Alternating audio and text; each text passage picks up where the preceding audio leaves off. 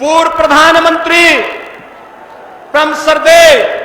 चौधरी चरण सिंह जी को भारत रत्न का सम्मान देकर के आपने किसानों का जो सम्मान किया है, पूरा उत्तर प्रदेश और देश का अन्नदाता किसान इसके लिए आपके प्रति कृतज्ञता ज्ञापित करते हुए आभार व्यक्त करता है। यह हमारा सौभाग्य है कि देश जब अपनी आजादी के अमृत काल में प्रवेश किया है, तब इस देश को यशस्वी नेतृत्व के रूप में 10 वर्ष से मोदी जी का करिश्माई नेतृत्व प्राप्त हुआ है। आज के इस अवसर पर जब आपने उत्तर प्रदेश के अंदर लोकसभा चुनाव के रैली का शुभारंभ के लिए बाबा औगड़नाथ की इस धरा को चुना है, मैं इसके लिए उत्तर प्रदेश की जनता की ओर से आपका हृदय से अभिनंदन करता हूं, स्वागत करता हूं। मंच पर उपस्थित हरियाणा के माननीय मुख्यमंत्री श्री नायब सिंह सैनी जी, केंद्रीय मंत्री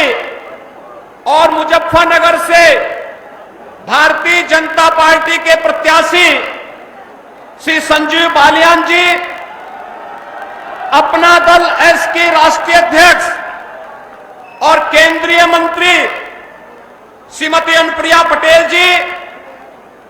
भारतीय जनता पार्टी के प्रदेश के अध्यक्ष चौधरी भूपेंद्र सिंह जी, राष्ट्रीय लोकदल के अध्यक्ष जयंत चौधरी जी, उत्तर प्रदेश सरकार के मंत्री और निषाद पार्टी के अध्यक्ष श्री संजय निषाद जी, अध्यक्ष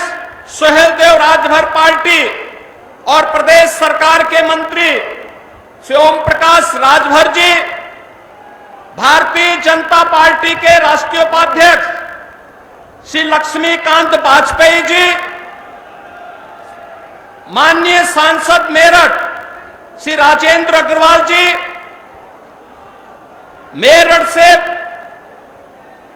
एनडीए भारतीय जनता पार्टी के प्रत्याशी श्री अरुण गोविल जी,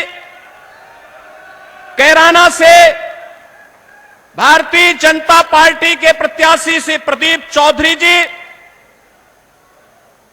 लोकसभा बिजनौर से एनडीए के प्रत्याशी चंदन चौहान जी,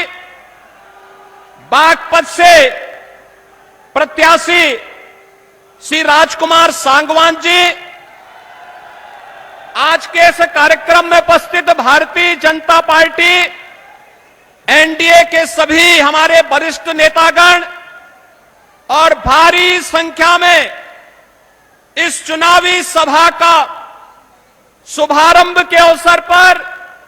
आदरणीय प्रधानमंत्री जी के संदेश को जन जन तक पहुंचाने और एक एक मत को भारतीय जनता पार्टी और सहयोगी दलों के प्रत्याशियों को उपलब्ध करवाने के लिए उपस्थित सभी बहनों और भाइयों, यह हमारा सौभाग्य है कि मेरठ की इस क्रांति धरा को आदरणीय प्रधानमंत्री जी ने चुनाव प्रचार अभियान के शुभारंभ के लिए चुना है। हम सब जानते हैं कि पिछले 10 वर्ष में जैसे देश के अंदर उन्होंने एक नए भारत का दर्शन कराया है, उत्तर प्रदेश के विकास में जो तत्व बाधक थे उन बाधाओं को दूर करा करके उत्तर प्रदेश को नेतृत्व और मार्गदर्शन दे करके आज नए भारत के नए उत्तर प्रदेश को हम सबके सामने प्रस्तुत किया है। और मेरठ इसके लिए आभारी है आदरणीय प्रधानमंत्री जी का। मेरठ में विकास की इतनी सारी सौगातें दी हैं। 12 लेन का हाईवे और एक्सप्रेस हाईवे हो या रैपिड रेल, स्पोर्ट्स यूनिवर्सिटी हो या ओडीओपी के माध्यम से यहां के उत्पाद को वैश्विक मान्यता प्रदान करने का कार्य हो, यहां की कनेक्टिविटी को, चाहे वह रोड की कनेक्टिविटी हो, चाहे वह रेल की हो,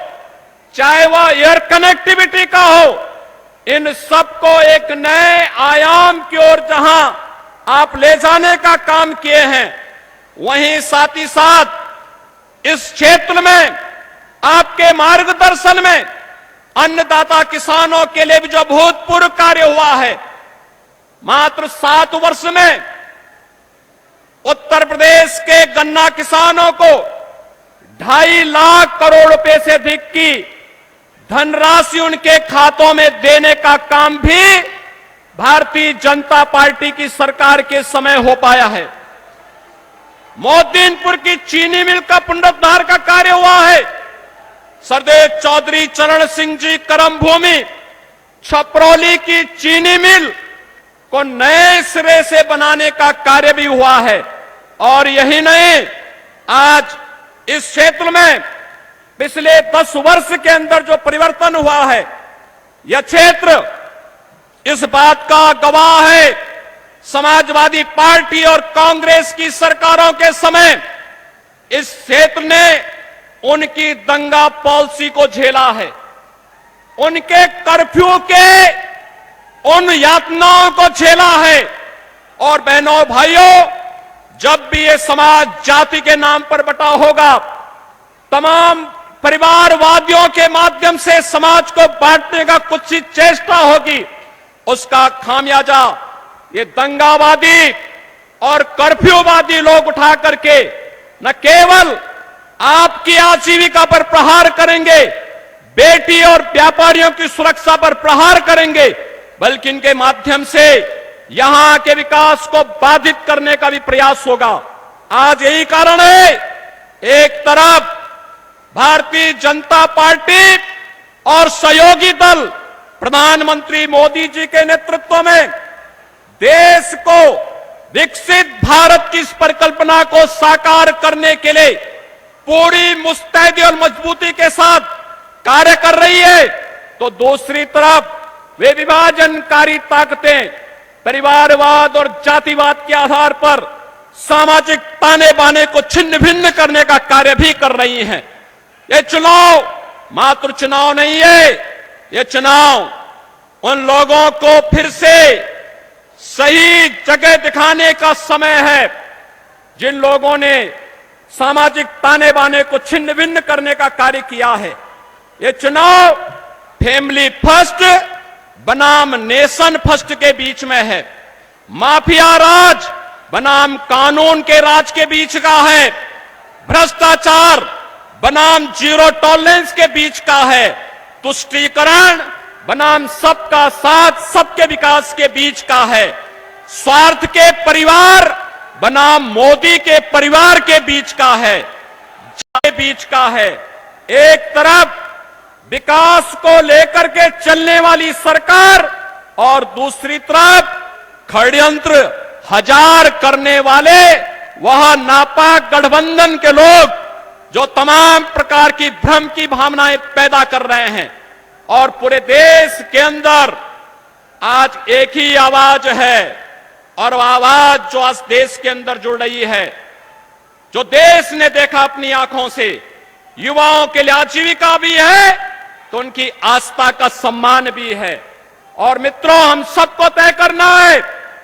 कि हमें कर्फ्यू चाहिए या कावड़ यात्रा चाहिए। और यह हम सब इस बात को जानते हैं, यह देश मोदी जी की गारंटी पर विश्वास करता है,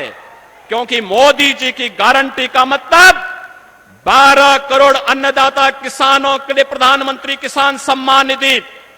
मोदी की गारंटी का मतलब 4 करोड़ गरीबों को सिर ढकने के लिए आवास, मोदी की गारंटी का मतलब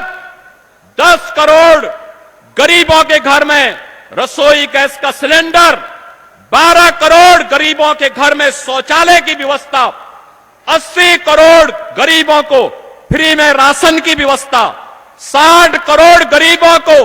5 लाख रुपए की स्वास्थ्य बीमा का कवर। ये मोदी की गारंटी देश के अंदर एक स्वर से बोल रही है कि फिर एक बार